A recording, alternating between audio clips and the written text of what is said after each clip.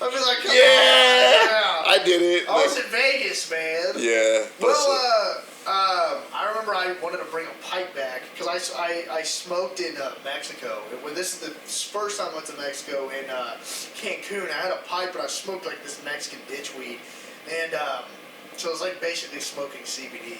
But I had a pipe and I had my name engraved in it. It was so cool. And I remember my mom was like, "You're not fucking bringing that back." And I was like, "Yeah, I am." And I was like, kind of like, I like washed it and shit. And then I was like, well, I got really paranoid because I remember my brother left and I heard these security guards outside the door. So I was like, I was a little high from it. Like, it wasn't good, but I was still like high. Smoking enough of it and yeah, and yourself. I was like, fuck. And my brother's like, dude, I called my brother. He's like, yeah, security's outside the door. I don't know if he was fucking with me or not. I was like, fuck. So I like took the weed, flushed it like through the fucking pipe outside, and then I was like, it's whatever. I couldn't even take it on the plane anyways. Yeah. And then when I got it, and then like obviously the security wasn't there, didn't give a fuck. It's Mexico, you know. So, but what's even worse was I got home off the plane, and you could have went through a bathroom before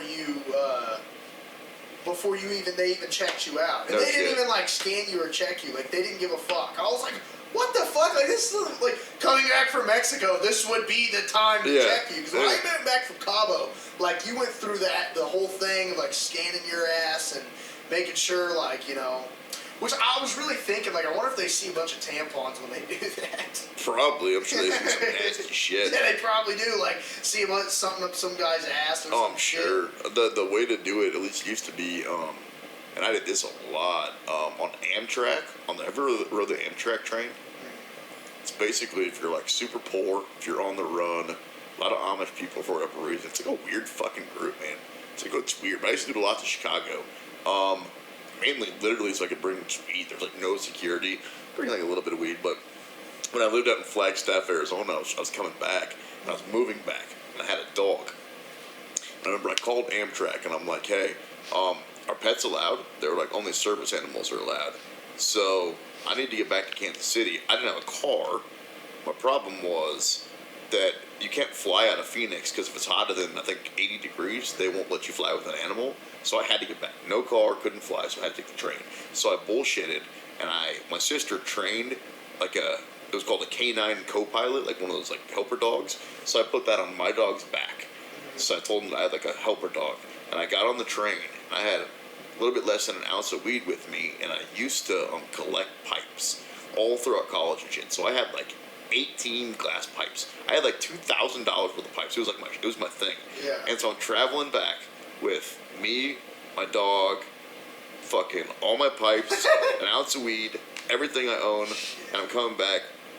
It's a 23-hour trip from Flagstaff to Kansas City on the train. And I remember my dog's tail hit this like Russian woman that I was supposed to be sitting next to, and she was like, "I do not like your dog." And I was like, "Well, we only got 22 and a half hours left." And this guy came walking by at the exact same time, and he worked on the train. He was like, whatever they call those people. Yeah, I don't know. I was gonna say conductor, but there's no. That's not a conductor. You know the people that take your tickets and shit? Yeah, those guys. And he goes, "Hey man, if you want, there's like an empty bar car downstairs that they used to use. You can just go down there with your dog." And I'm like, perfect. So I go down there. I'm down there for a couple hours. I'm chilling. It's way better. And then wouldn't you know, this dude comes by. So we're like 4 hours into like a 23-hour excursion. My dog's doing pretty good. I'm doing pretty good. It's all good. I'm kind of by myself. This guy comes in there, and he's like, "Hey man, I'm on my break." This is the guy who told me that I could go down in the little room. Yeah. He goes, "Hey, I'm on my break. You mind if I chill in here with you?" And I'm like, "Oh, no, thanks, man. This is way better. I appreciate it, you know?" And he goes, "Yeah, there's actually a couple of dogs getting on at the next stop." And I'm like, "In Albuquerque." And I go, "Oh, cool. Couple more CNI dogs like mine?" And he's like, "Oh, no, these are the drug-sniffing dogs that they bring on." And I'm like, "Oh, cool. And, dude, my heart is like fucking ready to explode, dude. My biggest concern was that I'm out in the middle of nowhere. I got like no money to my name, so I couldn't just like get out and get a hotel. I got my dog with me, man. Yeah. I love my dog. Yeah, you're like, I'm not like just gonna like ditch my dog. Yeah. So I'm like, what the fuck am I gonna do? So I remember the guy's in there for like 20 minutes on his break. The second that he leaves, I shit you not, dude, I just like start puking, like hyperventilating, like vomiting. Like I don't know what the fuck I'm gonna do, dude. So I fucking call my dad, who I've always been straight up with, and I was like, I told him what happened. I'm like, camp on the train. I got on my pipes. I got, they told me, he's like, I don't know what you want me to do, son. This is like before like you just transfer me money and like figure it out. Right, yeah. So I was fucked. So I'm like, fuck it. I'm not gonna ditch my $2,000 glass collection that I've been for Right. the past years. I'm not just gonna ditch the weed either, which I probably could have. It was 150, 200. I was about to say, I would I have probably, flushed that I shit probably down could the have just done toilet. that, but I was too cheap or whatever, and I wanted Yeah. to bring it home. And so I'm like, fuck it, I'm gonna take the risk. So at first, my dumb ass decides to. It's in my backpack, and I'm like crossing off my name that's on all my shit. So like I played frisbee golf, so like all my frisbees have my name on.